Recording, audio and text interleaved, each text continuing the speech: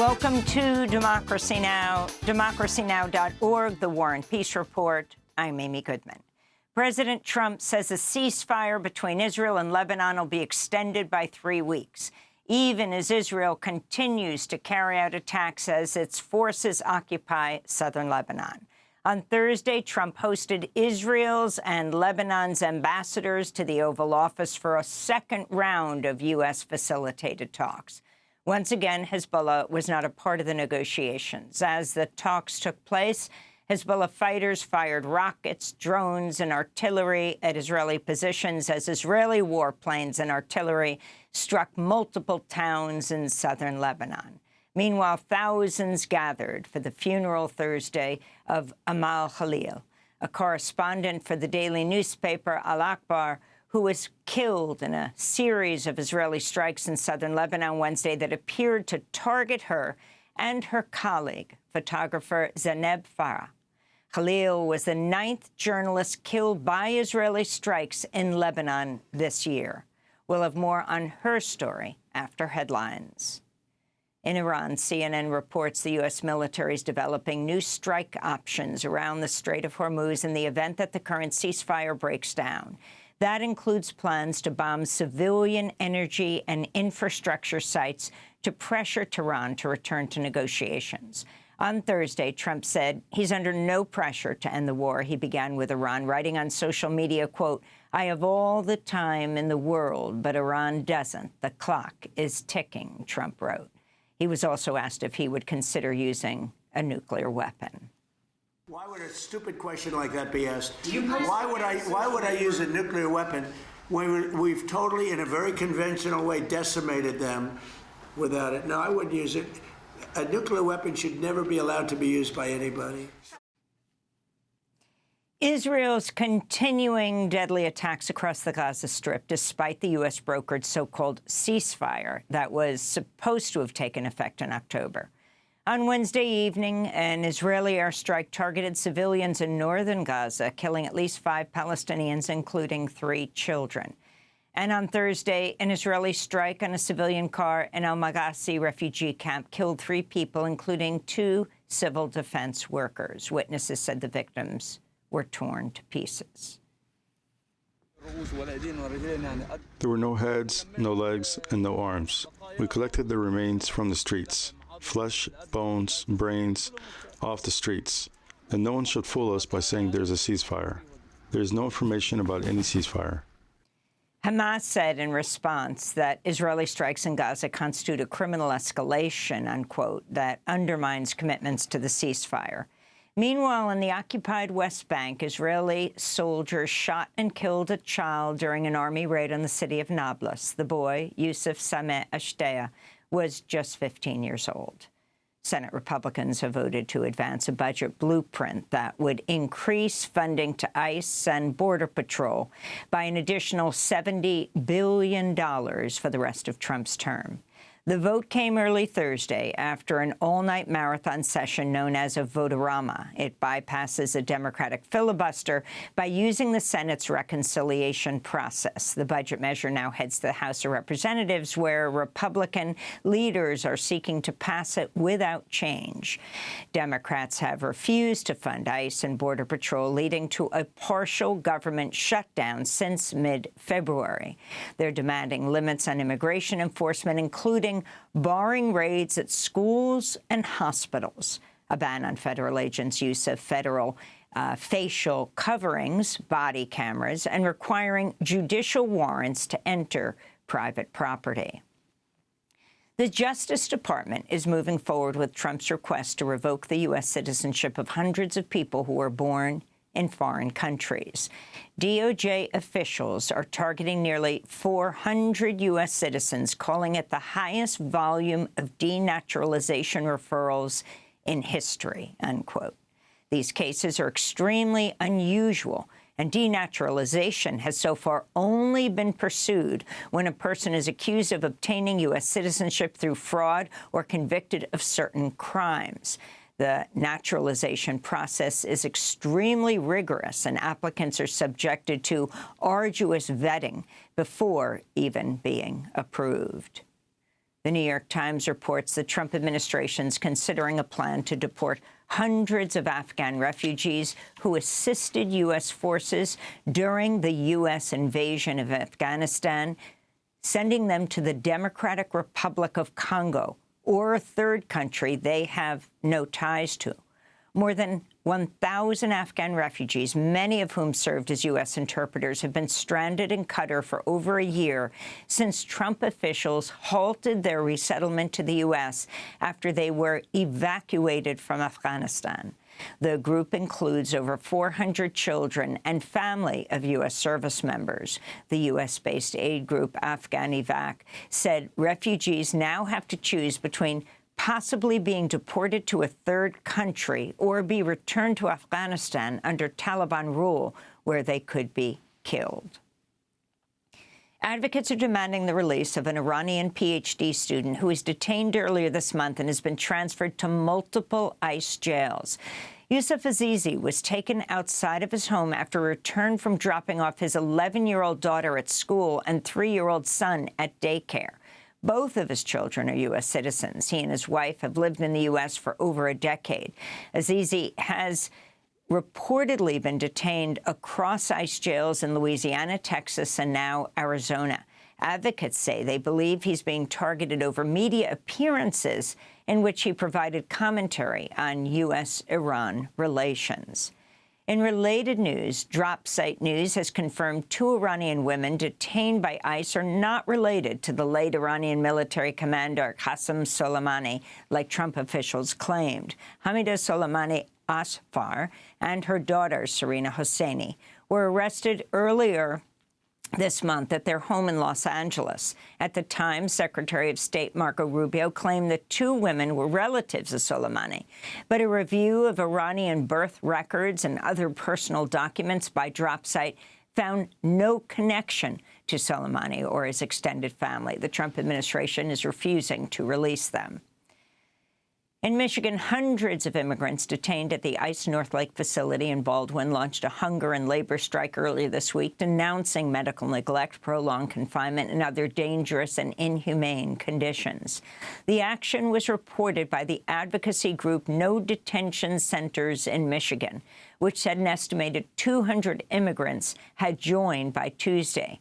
Since Trump returned to office, there's been at least 1 reported death at the for-profit facility, which is operated by the private prison company Geo Group, as well as multiple suicide attempts. The Philadelphia City Council has approved a series of measures that would limit ICE operations.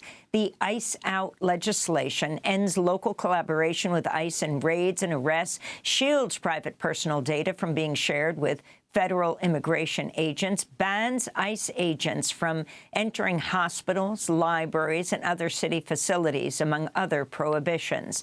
The ICE Out bill was introduced by Philadelphia council members Kendra Brooks and Rue Landau. Councilmember Brooks spoke as the room erupted in cheers. This legislation shows that Philadelphians are not afraid to stand up to the Trump administration.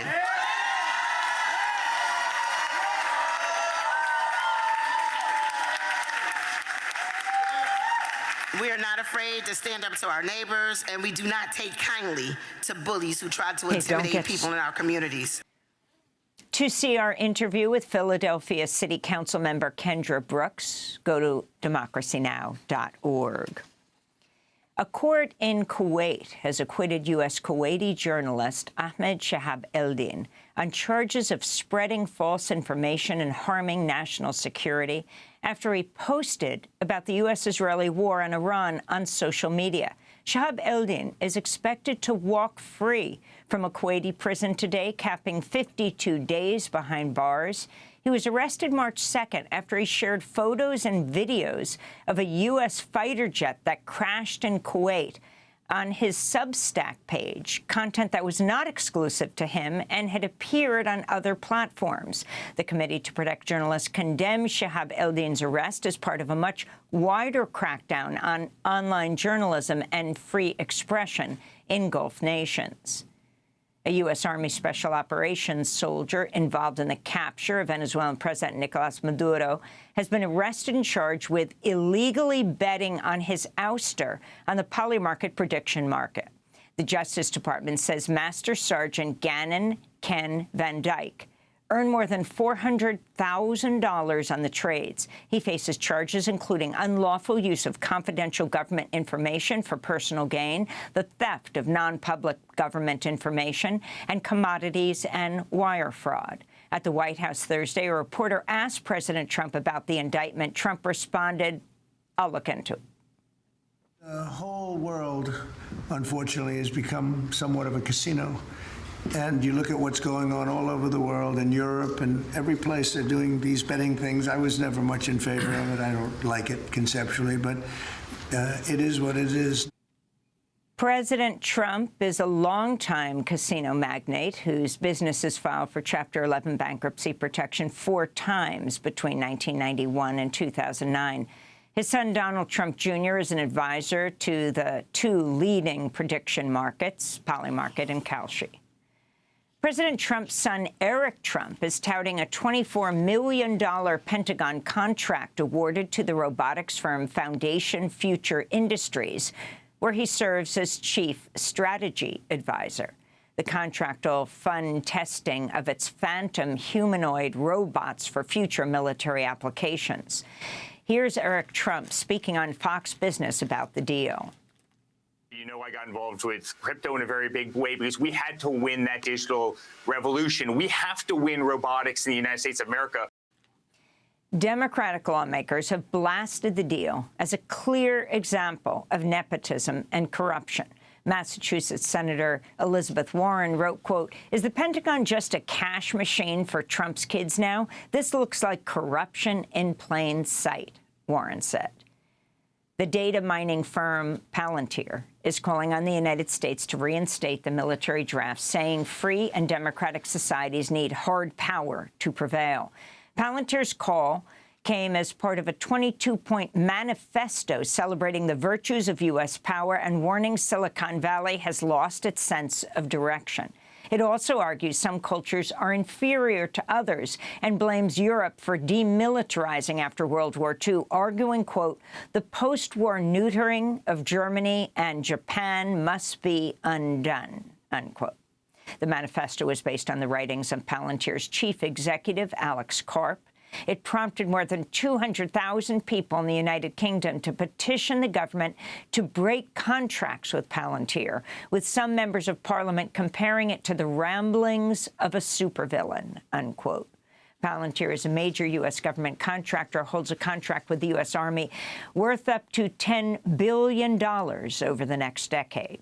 In more tech news, Meta, the parent company of Facebook, WhatsApp, and Instagram, says it'll lay off 10% of its workforce. CEO Mark Zuckerberg has said he expects many of Meta's white-collar jobs to be replaced by AI-powered systems.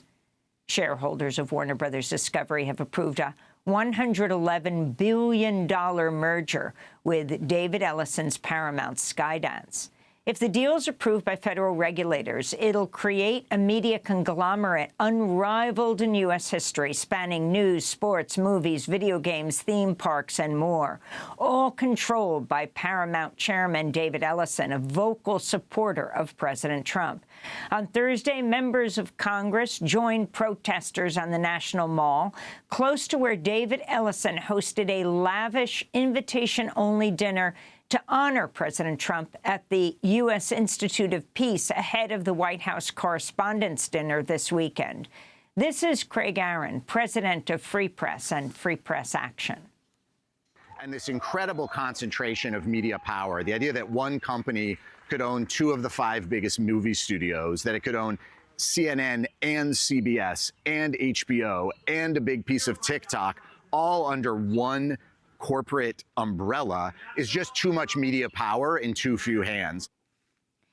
At The Hague, judges at the International Criminal Court Thursday confirmed murder charges against former Philippines President Rodrigo Duterte as crimes against humanity, formally paving the way for him to stand trial.